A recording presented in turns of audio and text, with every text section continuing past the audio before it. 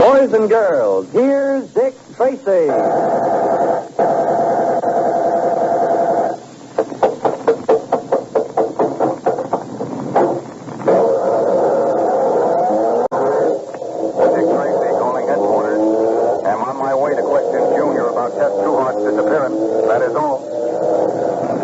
Presenting Detective Inspector Dick Tracy, protector of law and order.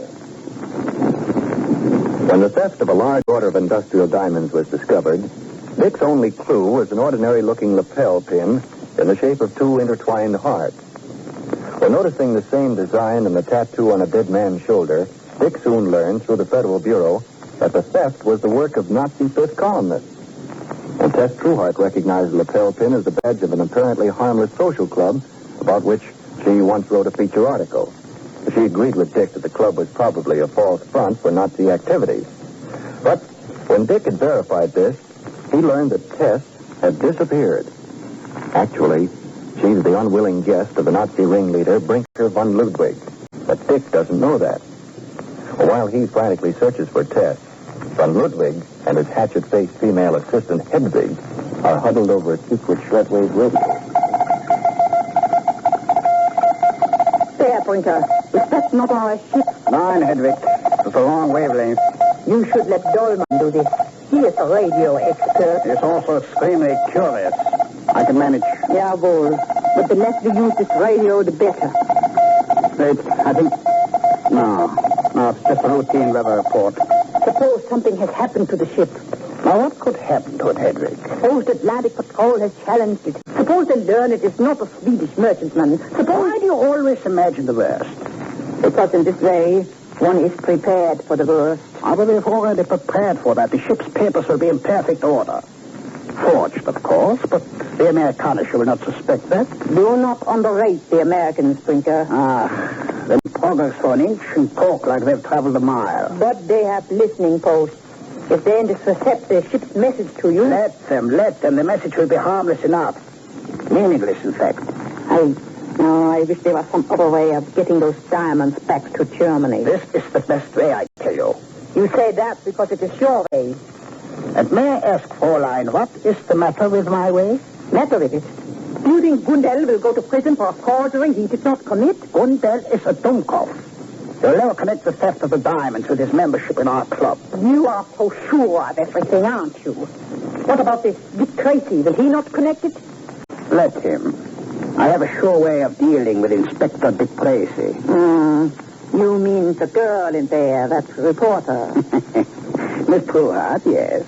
Once he knows her safety depends on it, he will be reasonable, don't worry. You said Fritz Hoffman would be reasonable. Well, how did I know Fritz would be a greedy pig? Imagine demanding $1,000 merely for acquiring diamonds with that forged receipt. And they threatened me. Imagine. I prefer not to when I remember what happened to Fritz. See that you do remember it. See that the same thing doesn't happen to you, Hedwig. They will never find me floating in the river. You need me too much. And stop questioning my judgment, please. I only question keeping the girl here. What else am I to do with her? You got rid of Fritz Hoffman. You mean to... No, Hedwig. The girl will cause trouble, Brinker. Well, how can she locked up in there? She is clever, and so is her friend Dick Tracy. And so am I. If you were really clever, you would take no chances with her. The river is nearby. No, I tell you. As long as we do her no harm, Tracy's hands will be tied. But suppose someone made a mistake. Suppose something did happen to her. Accidentally, of course. Meaning you? I am not infallible like you. I am up to make a mistake anytime. Hedwig, if anything happens to Miss Trueheart, I will hold you personally responsible. Oh, I do not mind. I will be responsible. You will be turned over to the American police on a charge of murder. And suppose I should tell them everything. No, you would never do that. You are too good a Nazi. Yes, but I could. The girl is younger than you, prettier than you.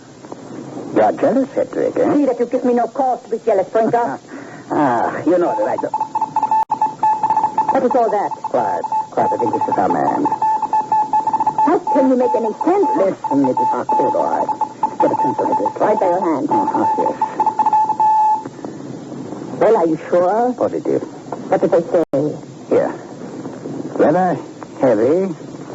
Expect reports early. Rather heavy. But this means nothing, Brinker. You think so, eh? Good. Now I'll reply.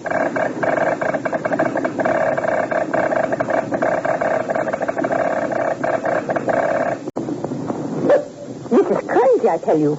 All you said was clouds indicated towards you. Patience, patience. You will see. All right. They're answering. Will you be quiet? Will head east now. So, good luck. Write this down to Edric.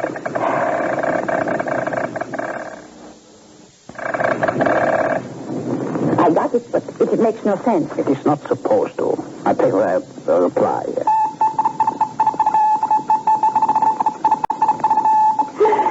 I have it, Brinker. Have overlooked west. Yes. Now four more words and we sign off.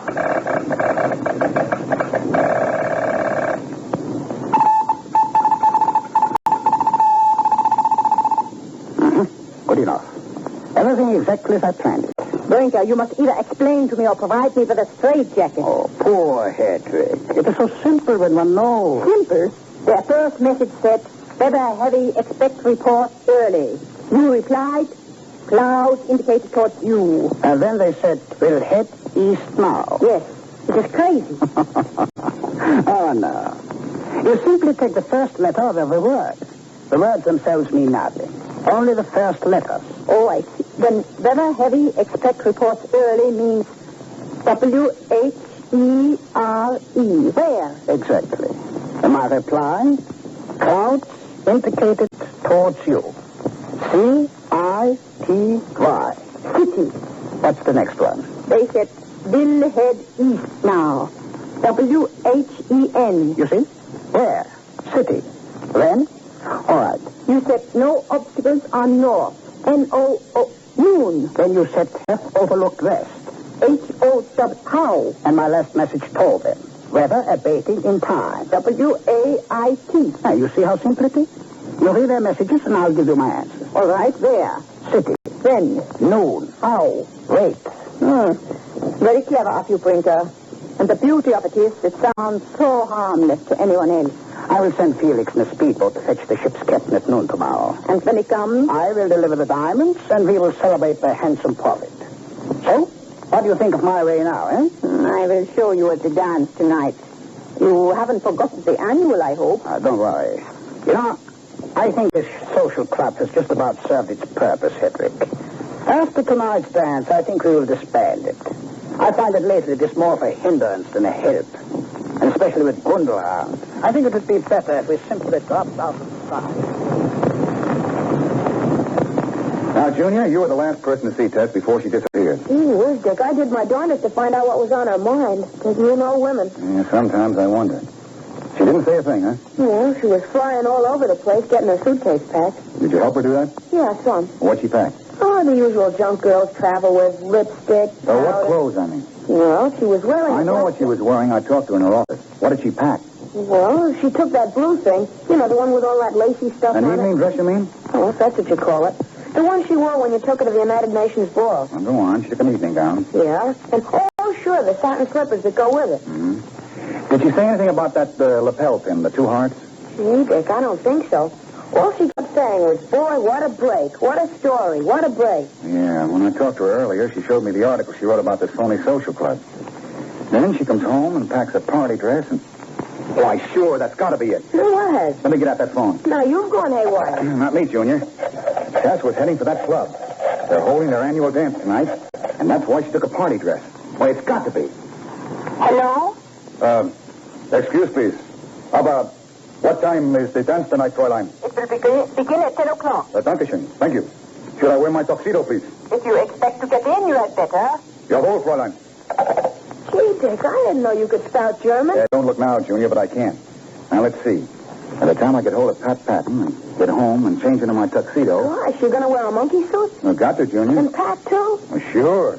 They won't let us into the dance without them. Boy, I'd like to be there to see that. Well, just so Tess is there to see it is all I care about. Well, boy, the things a cop has to go through. You're not kidding, Junior. You're at least getting dressed up to meet Tess, but poor Pat hasn't even got a date. No, you're wrong. Pat's got the same date I have. You mean with Tess? Nope. The two of us have a very heavy date, Junior, with a killer. Now, hand me that phone again so I can call Pat and break the news to him. I am worried, Brinker. What? Again? Now, what is it? This dance tonight. It's open to the general public. Of course. What of it? The general public might include Dick Tracy. Let him come. If he's looking from his true heart, he won't find her. But he'll find a great deal more than he is looking for. If he thinks he knows what trouble is now, wait until he crosses my... Detective Inspector Dick Tracy will be back tomorrow, same time, same station, with more exciting adventures. Be sure to listen. This is Don Gardner speaking.